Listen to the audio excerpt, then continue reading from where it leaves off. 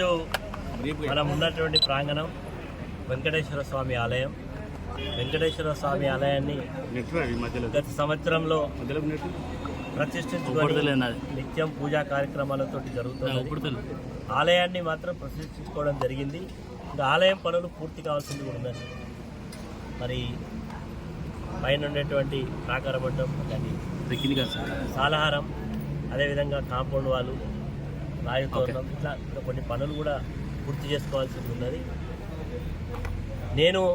నాకు వచ్చినటువంటి సమాచారం దీన్ని ఎండోమెంట్ వాళ్ళు టేక్ ఓవర్ చేయాలని చెప్పి స్థానిక శాసనసభ్యుడు ఒత్తిడి చేస్తున్నట్టుగా, దానికి వాళ్ళు తీసుకోవడానికి ఆలోచన చేస్తున్నట్టుగా నా దృష్టికి వచ్చింది. నేను ఒకటే కోరుతున్నా, ఈ ఆలయం ఇది ఒక వ్యక్తిది కాదు, ఇది మొత్తం కూడా విశ్వాసం ఉన్న ప్రతి భక్తుడిది ఆలయం. కాబట్టి ఈ ఆలయంలో మేము ఏదో భగవంతుడి యొక్క కృప వల్ల, భగవంతుడి యొక్క ఆలోచన మేరకు ఇక్కడ ఆలయం నిర్మాణం జరిగింది. ఇంకా పూర్తి చేయాల్సిన పనులు ఉన్నాయి. కాబట్టి దీన్ని ఖచ్చితంగా తిరుమల తిరుపతికే దీన్ని హ్యాండ్ ఓవర్ చేయాలనే ఒక సంకల్పం ఉన్నది.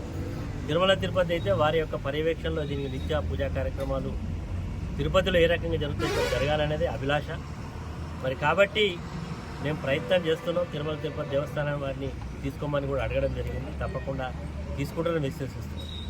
లేదు మేము ఎండోమెంట్ వాళ్ళకి తీసుకుంటామంటే కొంత సమయం ఇవ్వండి. తప్పకుండా ఈ ఆలయం పనులు పూర్తయిన తర్వాత ఎండోమెంట్ డిపార్ట్మెంట్కైనా తిరుమల తిరుపతి దేవస్థానానికైనా ఇవ్వడానికి పూర్తిగా ఉన్న తప్పకుండా ఇవ్వడం జరుగుతుంది. ఒక ఆలయాన్ని ఒక ధర్మకర్తగా ఒక కట్టాలనే ఆ రోజు శాసనసభ్యుడిగా ఆలోచన వచ్చి కట్టినటువంటిది. పదవులు ఎవరికి శాశ్వతంగా ఉండవు. పదవి రావడం పోవడం అంతా కూడా భగవంతుని యొక్క మరి యొక్క ఆశీర్వాదం మేరకు జరుగుతుంది, ప్రజల యొక్క ఆలోచన మేరకు జరుగుతుంది.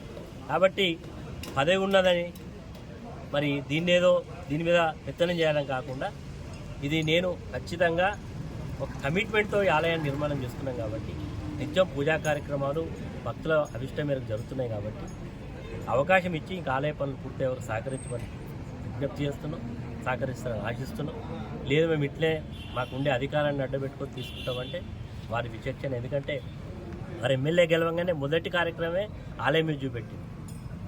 ఆలయం మీద చూపెట్టి పూర్తి కావాల్సినటువంటి ఇక్కడ అర్చక స్వాములు ఉండేటువంటి బిల్డింగ్ కానీ, నెలకు ఎంతో కొంత ఆదాయం రావడానికి వచ్చిన షాపింగ్ మరి షట్టర్స్ కానీ కూడా ఆఫ్ చేయడం జరిగింది. ఇప్పటికీ కోర్టులో స్టేలో ఉన్నది. హైకోర్టును ఆశ్రయించడం, కోర్టు స్టే ఇచ్చింది చైర్మన్గా నాకు. మరి కాబట్టి దీని మీద వద్దు రాజకీయాలు. ఇది ఒక విశ్వాసంతో, ప్రజల విశ్వాసం ఉండేటువంటి ఆలయం ఇది. ఈ ఆలయంలో మనకు రాజకీయాలు వేరే దగ్గర చేద్దాం, ఆలయంలో వద్దని. తప్పకుండా ఈ ఆలయం పూర్తి అయ్యే వరకు సహకరించమని మీ ద్వారా ప్రభుత్వానికి, జిల్లా మంత్రికి, అదేవిధంగా స్థానిక శాసనసభ్యుడికి, ఈ జిల్లా మంత్రి శ్రీధర్ బాబు గారికి కూడా విజ్ఞప్తి చేస్తున్నాం. అందరూ కూడా ఇన్వాల్వ్ అయ్యి దీంట్లో ఇన్వాల్వ్ కాకుండా ఉండాలని కోరుకుంటున్నాం. ఓకే, మీడియా మిత్రులందరికీ నమస్కారం. ఈరోజు మీ అందరితో ఈ ఆలయం విషయం మాట్లాడాలని ఆహ్వానించడం. భూపాలపల్లిలో 2 పర్యాయాలు నేను శాసనసభ్యుడిగా పనిచేయడం పనిచేసినటువంటి అవకాశం. అదే సందర్భంలో భూపాలపల్లిలో ఉండేటువంటి భక్తుల యొక్క దర్శనం కొరకు ఆలయాన్ని, వెంకటేశ్వర స్వామి ఆలయాన్ని నిర్మించాలనే సంకల్పంతో ఆలయ నిర్మాణాన్ని మొదట్లోనే అనుకున్నాం. కానీ ఆ రోజు కరోనా రావడం, కొంత పరిస్థితుల వల్ల మరి గత సంవత్సరం ఆలయాన్ని ప్రతిష్ఠించుకోవడం జరిగింది. సంవత్సర కాలం నుంచి కూడా ఆలయంలో నిత్యం పూజలు, అనేక శుభకార్యాలు, ఏది దసరా అయినా, ఉగాది అయినా, ఈ పండుగల దినాలలో కూడా కార్యక్రమాలు జరుపుకోవడం, ప్రతి నెల స్వామివారి జన్మ నక్షత్రానికి కళ్యాణం జరుపుకోవడం, ప్రతి శనివారం నాడు వచ్చినటువంటి భక్తులకు అన్నప్రసాదాలు ప్రతి శనివారం క్రమం తప్పకుండా అందించే కార్యక్రమం. ఒక పద్ధతి, తిరుమల తిరుపతిలో ఏ పద్ధతిలో అయితే పూజా కార్యక్రమాలు జరుగుతున్నాయో, సుప్రభాత సేవ నుంచి ఏకాంత సేవ వరకు అన్ని పూజా కార్యక్రమాలు జరుపుకుంటున్నాం. ఒక సంవత్సరం దాటిపోయింది. మొదటి వార్షికోత్సవాన్ని కూడా పూర్తి చేసుకొని 2వ సంవత్సరం అడుగుతున్నాం. దీంతోపాటు ఆలయం పనులు కూడా పూర్తి స్థాయిలో ఇంకా పూర్తి కాలేదు. ఆలయ పనులు మొన్నటి వరకు కూడా జరిగినాయి. అందరూ కూడా చూసి ఆ పైన మరి సాలహారం ఇవన్నీ కూడా పెట్టడం జరిగింది. పనిచేసేటువంటి శిల్పికి వేరే దగ్గర ఆలయ పనులు జరుగుతున్నాయి, నేను కొంత టైం కావాలని చెప్పి పనులు వదిలేసి వేరే టెంపుల్ కూడా జరిగింది. సంక్రాంతి తర్వాత, ఇక్కడ తమిళనాడులో సంక్రాంతి పెద్ద పండుగ, సంక్రాంతి తర్వాత వచ్చి తిరిగి పనులు ప్రారంభిస్తామని కూడా వారు చెప్పడం జరిగింది. కానీ ఈ మధ్యలోనే నాకు నిన్న వచ్చినటువంటి సమాచారం, మన స్థానిక శాసనసభ్యుడు ఈ ఆలయాన్ని ఎండోమెంట్స్ వాళ్ళు టేక్ఓవర్ చేయాలి అని చెప్పి వారితో చెప్పినట్టుగా, వారి మీద ఒత్తిడి చేసినట్టుగా నాకు వచ్చింది. నేను ఈ ఆలయాన్ని నిర్మించింది కూడా నేను ఒక్కడిని కాదు, ఉండేటువంటి అందరినీ కూడా ఇన్వాల్వ్ చేస్తాను. ఇది ఒక వెంకటరమణారెడ్డి లేకపోతే ఒక వ్యక్తి చేసింది కాదు, ఇది ఒక సామూహిక శక్తిలాగా అందరం కలిసి ఈ యొక్క ఆలయాన్ని నిర్మించుకోవడం జరిగింది. అంటే ఆలయ ప్రతిష్ట జరిగినప్పటి నుంచి తర్వాత చేస్తే 2,72,400 రూపాయలు.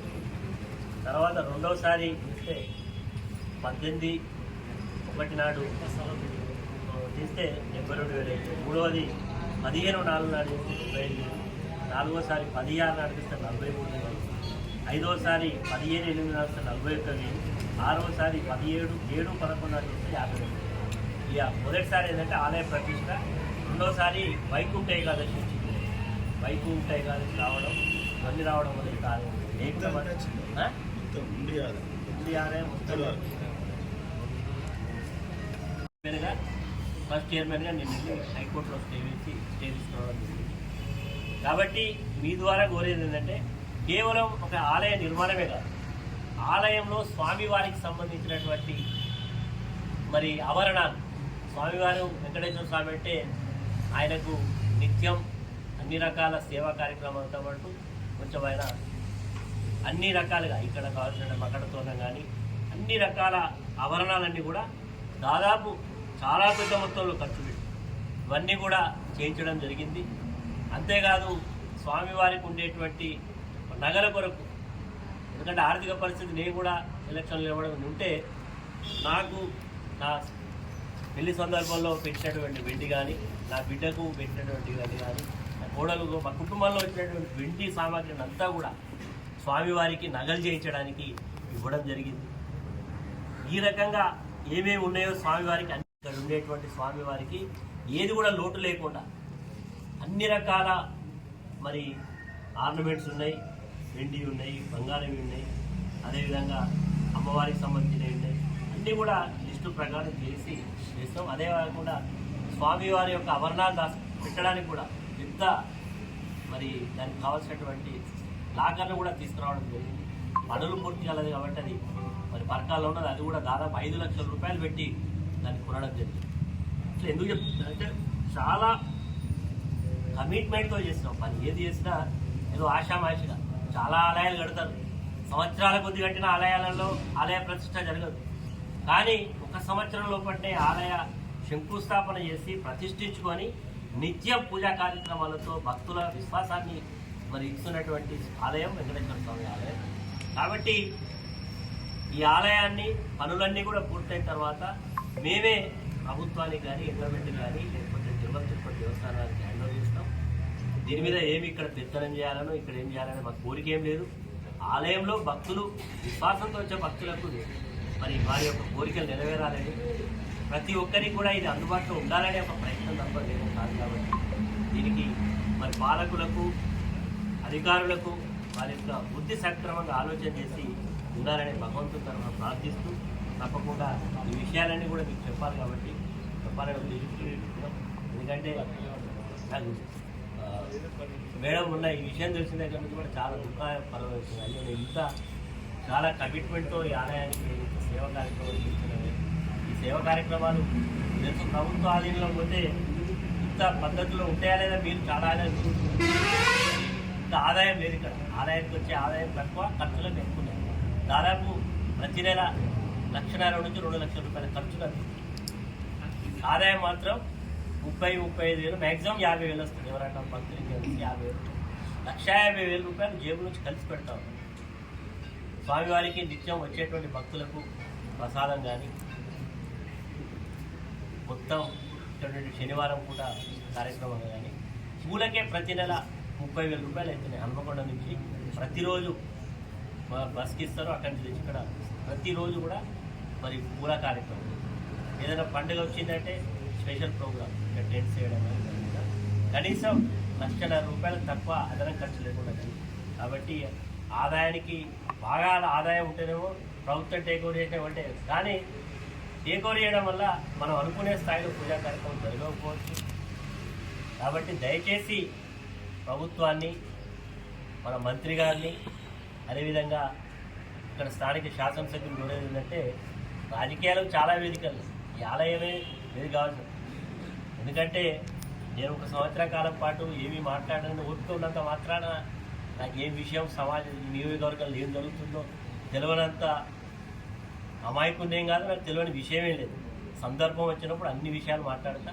ఇప్పుడు మాత్రం కేవలం ఆలయానికి సంబంధించిన విషయం మాత్రమే చెప్పి ఎలా చెప్తున్నా.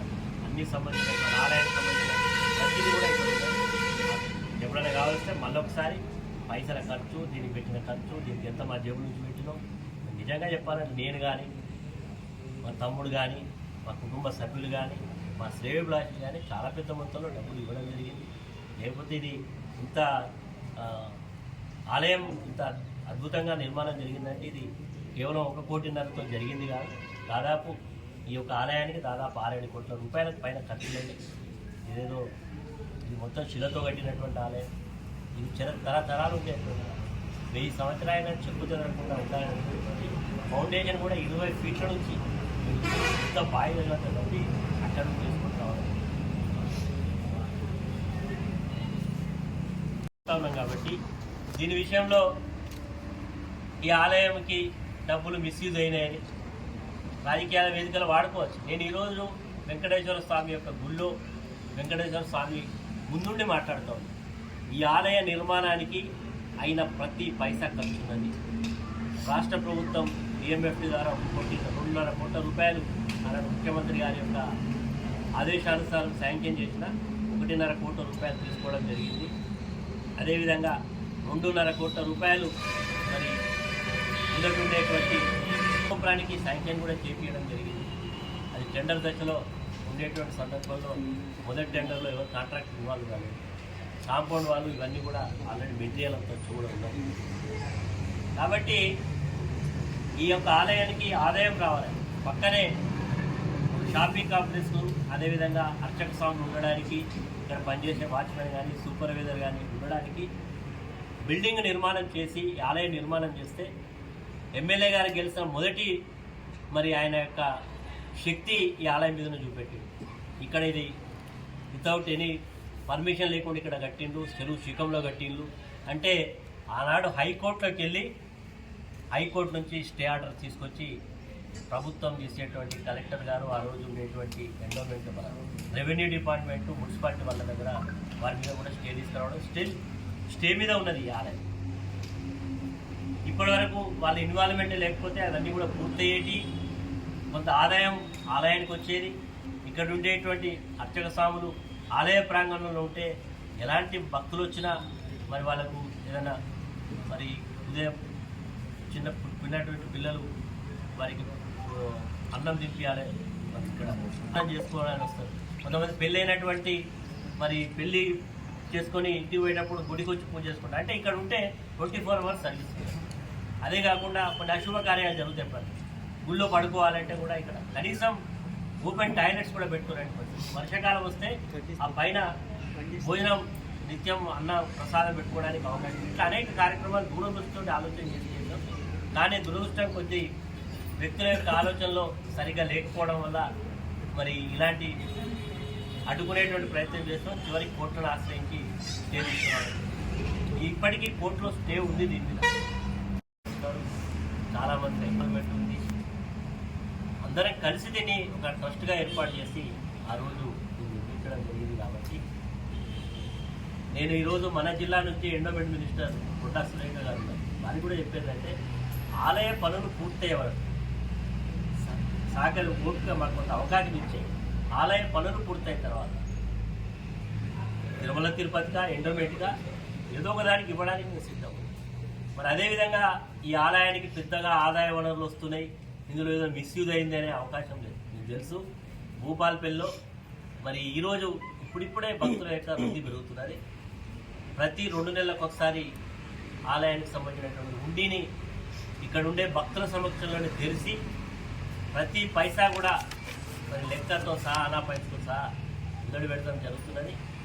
ప్రతి నెల కూడా డబ్బులు సరిపోకపోతే వ్యక్తిగతంగా నేను ప్రతి నెల ఆలయానికి సరిపోయిన డబ్బులు నేను ఇస్తా ఉన్నాను. ఎందుకంటే దాదాపుగా 2 నెలలకు 40,000, 30,000 బాగా పూజా కార్యక్రమంతో 50,000 వరకు వచ్చిన సందర్భాలు 2 నెలలు. 2 స్వాములు ఉన్నారు ఇక్కడ పూజా కార్యక్రమం చేయడానికి, వారికి జీతం దాదాపు 35,000 రూపాయలు ఇస్తారు. అదేవిధంగా ఇక్కడ ఒక మరి వాచ్మెన్ భార్య ఉన్నారు, వాళ్ళు ఇక్కడ నిత్యం నీట్గా క్లీన్ చేయడానికి దానికి సంబంధించినటువంటి వాళ్లకు శాలరీస్ ఇస్తున్నాం. సూపర్వైజర్ ఉన్నాడు, ఆయనకు కూడా శాలరీ ఇస్తున్నాం. అదేవిధంగా ప్రతి శనివారం వచ్చినటువంటి భక్తులకు ఎవరైనా ఇష్టం ఉన్నది, నా పుట్టినరోజు నేను ఏదైనా ఇన్వాల్వ్ అయ్యి చేస్తాను, ఎవరు చేయకపోయినా మేమే ఆలయం తరఫున చేస్తాము. దాంతోపాటుగా మరి ఈ ఆలయం పనులు జరుగుతూ ఉన్నాయి కూడా, ఎలక్ట్రిసిటీ బిల్ కూడా పెద్ద మొత్తంలో వస్తూ ఉన్నారు. బిల్స్ దాదాపు ఇప్పుడు ప్రతి నెల 40,000, 50,000 రూపాయల బిల్స్ కూడా తగ్గుతాయి. ఇవన్నీ ఈ ఆలయానికి సంబంధించిన మరి కార్యక్రమాలు జరుగుతున్నాయి. కాబట్టి మీ ద్వారా ప్రభుత్వాన్ని, స్థానిక శాసనసభ్యుని, భక్తుల తరఫున, నా తరఫున విజ్ఞప్తి ఏంటంటే, ఇది లోక కళ్యాణం కొరకు, సమాజ హితం కొరకు, భక్తుల యొక్క విశ్వాసం కొరకు కట్టుకున్నటువంటి ఆలయం కాబట్టి తప్పకుండా ఇది మరి ఆలయం ఎందుకంటే పర్యవేక్షణ సరిగ్గున్నది కాబట్టి నాకు తెలిసైతే వచ్చినటువంటి భక్తులకు ఎలాంటి అసౌకర్యం లేకుండా మరి ప్రతి కార్యక్రమం ప్రయత్నం చేస్తాం. మేము ఎక్కడ ఉన్నా ఉదయం ఖచ్చితంగా మొదటి పోరు 5-5:30కు మరి ఇక్కడ ఉదయం కూడా జరిగేటువంటి సేవా కార్యక్రమాలు ఎట్లా జరుగుతుంది, సుప్రభాత సేవ మొదలైందా, చివరికి పడుకునే ముందు ఏకాంత సేవ పూర్తయిందా, అంత పర్యవేక్షణ చేస్తున్నాం నేను కానీ మేడం. అదేవిధంగా ఇక్కడ ఉన్నటువంటి భక్తులు కొంతమంది రెగ్యులర్గా ఒక శంకరయ్యాన్ని సింగరేణి ఎంప్లాయీ ఉన్నారు, కొంతమంది సింగరేణి ఎంప్లాయీస్ ఉన్నారు, జెన్కో ఎంప్లాయీస్ ఉన్నారు. ఇక్కడ ఉండేటువంటి వ్యక్తులు ప్రతినిత్యం కూడా ఈ యొక్క ఆలయ పర్యవేక్షణలో నిమగ్నమే పనిచేస్తూ ఉన్నారు.